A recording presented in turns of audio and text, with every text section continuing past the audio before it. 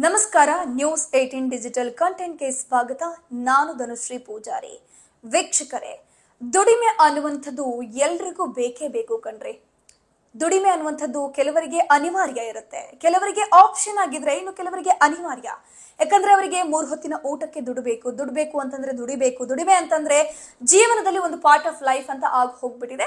Actually ತುಂಬಾ ಜನರು rich life ಅಲ್ಲಿ ಲೀಡ್ ಮಾಡಿದವರಿಗೆ ದುಡಿಮೆ ಅನ್ನುವಂಥದ್ದು ಬೇಕಾಗಿರಲ್ಲ. ಯಾಕಂದ್ರೆ ಪಿತ್ರಾರ್ಜಿತ ಆಸ್ತಿ ಇರುತ್ತೆ, ಏನೋ ದುಡ್ಡು ಮಾಡಿಟ್ಟಿರ್ತಾರೆ, ಕುಟುಂಬದವರು ತಿಂತಾರೆ ಉಣ್ತಾರೆ ಹಂಗಿರ್ತಾರೆ. ಇನ್ನು ಕೆಲವರಿಗೆ ಹಂಗಲ್ಲ, ಬಡತನ ಅನ್ನುವಂಥದ್ದು ಇರುತ್ತೆ, ಅಥವಾ ಮಧ್ಯಮ ವರ್ಗದವರಿಗೂ ಕೂಡ ಕೆಲಸ ಅನ್ನುವಂಥದ್ದು ಬಹಳ ಇಂಪಾರ್ಟೆಂಟ್ ಆಗಿರುತ್ತೆ. ದುಡಿಮೆ ಅನ್ನುವಂಥದ್ದು ಪ್ರತಿಯೊಬ್ಬ ವ್ಯಕ್ತಿಯ ಜೀವನದಲ್ಲಿ ಬೇಕೇ ಬೇಕು.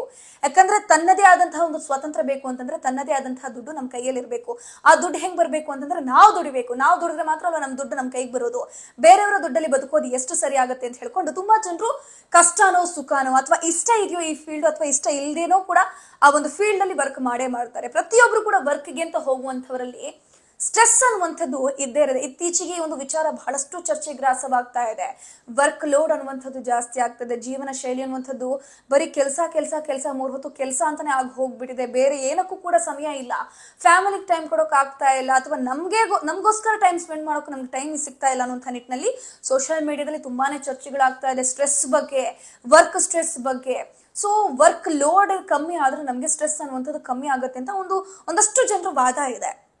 ಸೊ ಹೌದು, ಎಗ್ರಿ ಆಗ್ತೀವಿ. ಪ್ರತಿಯೊಬ್ಬರಿಗೂ ಕೂಡ ಕೆಲಸ ಅಂತ ಅಂದಮೇಲೆ ಸ್ಟ್ರೆಸ್ ಅನ್ನುವಂಥದ್ದು ಪ್ರತಿಯೊಬ್ಬನಿಗೂ ಇದ್ದೇ ಇರುತ್ತೆ. ವರ್ಕ್ ಲೋಡ್ ಅನ್ನುವಂಥದ್ದು ಪ್ರತಿಯೊಬ್ಬರಿಗೂ ಬಂದೇ ಬರುತ್ತೆ. ಆ ವರ್ಕ್ ಲೋಡ್ ಅನ್ನುವಂಥದ್ರಿಂದ ಯಾರು ಕೂಡ ತಪ್ಪಿಸ್ಕೊಳಕ್ ಆಗೋದೇ ಇಲ್ಲ.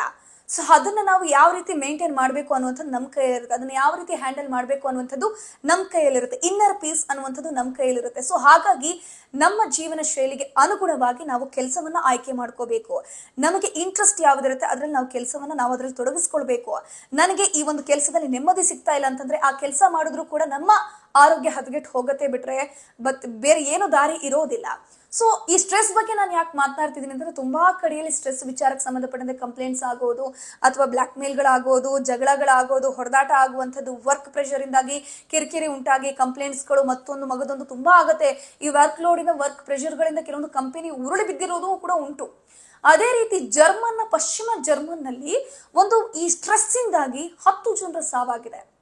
ಅದು ನೀವು ಅನ್ಕೋಬಹುದು, ಸ್ಟ್ರೆಸ್ ಆಗಿ ಅವರು ಸುಸೈಡ್ ಮಾಡ್ಕೊಂಡ್ರೆ 10 ಜನ, ನಿಮ್ಮ ಊಹೆ ತಪ್ಪು.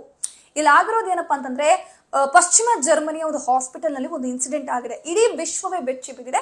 ಬಿಕಾಸ್ ಒಬ್ಬ ನರ್ಸ್ ಏನಿದ್ದಾಳೆ ಸ್ಟ್ರೆಸ್ಗೆ ಒಳಗಾಗಿರ್ತಾಳೆ. ಅದು ಬೇರೆ, ಆಕೆಗೆ ನೈಟ್ ಶಿಫ್ಟ್ ನ ಹಾಕಿರ್ತಾರಂತೆ ಕಂಟಿನ್ಯೂಸ್ ಆಗಿ.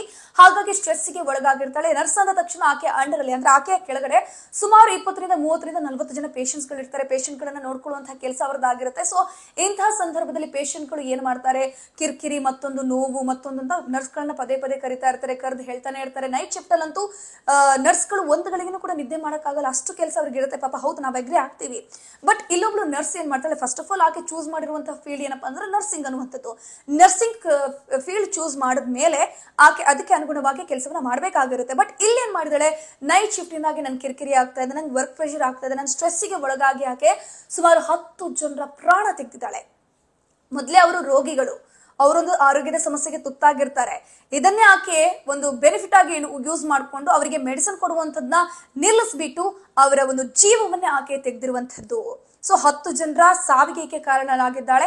ಇನ್ನೂ ಕೂಡ ಸ್ಟ್ರೆಸ್ಗೆ ಒಳಗಾಗಿದ್ರಿಂದ ಇನ್ನೂ 20 ರಿಂದ 30 ಜನರ ಕೊಲೆ ಮಾಡುವಂತಹ ಒಂದು ಪ್ಲಾನ್ ಅನ್ನ ಈಕೆ ಮಾಡಿದ್ಲ ಅಂತ ಹೇಳಿ ಅಕ್ಕಿಲಿ ಅಲ್ಲಿನ ಆಡಳಿತ ಮಂಡಳಿಯವರಿಗೆ, ಆಡಳಿತಾಧಿಕಾರಿಗಳಿಗೆ, ಒಂದಷ್ಟು ಡಾಕ್ಟರ್ಗಳಿಗೆ ಈಕೆ ಮಾಡುವಂತಹ ಕೃತ್ಯ ಗೊತ್ತಾಗುತ್ತೆ. ಸೊ ಹಾಗಾಗಿ ಇಮಿಡಿಯೇಟ್ಲಿ ಆಕೆನ ಪೊಲೀಸರು ಅರೆಸ್ಟ್ ಮಾಡ್ತಾರೆ. ಅರೆಸ್ಟ್ ಮಾಡಿ ಸದ್ಯಕ್ಕೆ ಆಕೆನ ಜೈಲಿಗೆ ಕಟ್ಟಿದ್ದಾರೆ. ಬಟ್ ಇಲ್ಲಿ ವಿಪರ್ಯಾಸ ಏನಪ್ಪಾ ಅಂತಂದ್ರೆ, ನಾವು ಚೂಸ್ ಮಾಡುವಂತಹ ಒಂದು ವರ್ಕ್ ಫೀಲ್ಡ್ ಅನ್ನುವಂಥದ್ದು ಏನಿದೆ ನಮಗೆ ಸ್ಯಾಟಿಸ್ಫ್ಯಾಕ್ಷನ್ ಕೊಡುತ್ತೆ ಅಂತಂದ್ರೆ ಮಾತ್ರ ನಾವಲ್ಲಿ ಕೆಲಸ ಮಾಡ್ಬೇಕು. ಬಿಟ್ರೆ ಅಲ್ಲಿ ವರ್ಕ್ ನ ನಾವು ಚೂಸ್ ಮಾಡಿರುವಂತದ್ದು ನಾವೇ ಇದ್ಬಿಟ್ಟು ಯಾವ ಪೇಷಂಟ್ ಹೋಗಿ ನಾವು ಈ ರೀತಿ ಕೊಲೆ ಮಾಡುವಂಥದ್ದು, ಅವರಿಗೆ ಆರೋಗ್ಯ ಸಮಸ್ಯೆಯನ್ನು ತಂದೊಡುವಂಥದ್ದು ನಿಜವಾಗ್ಲೂ ತಪ್ಪು ಅಂತ ಹೇಳ್ತಾ ಮತ್ತಷ್ಟು ವಿಡಿಯೋಗಾಗಿ ನೋಡ್ತಾ ಇರಿ ನ್ಯೂಸ್ 18 ಕನ್ನಡ. ಜಾಲ ನಮ್ಮದು, ಬಲ ನಿಮ್ಮದು. ನಿರ್ಭೀತ, ನಿಷ್ಪಕ್ಷಪಾತ, ವಿಶ್ವಾಸಾರ್ಹ ಸುದ್ದಿಗಳಿಗೆ ಹೆಸರಾಗಿರುವ ನ್ಯೂಸ್ 18 ಕನ್ನಡ ಈಗ ಆಪ್ ನಲ್ಲೂ ಲಭ್ಯವಿದೆ. ದಯವಿಟ್ಟು ಇಲ್ಲಿರುವ QR ಕೋಡ್ ನ ಸ್ಕ್ಯಾನ್ ಮಾಡಿಕೊಂಡು ಆಪ್ ಡೌನ್ಲೋಡ್ ಮಾಡೋದಕ್ಕೆ ಮರಿಬೇಡಿ. ನಿಮ್ಮ ಬೆಂಬಲ ಹೀಗೆ ಸದಾ ನಮ್ಮೊಂದಿಗಿರಲಿ. ಧನ್ಯವಾದ.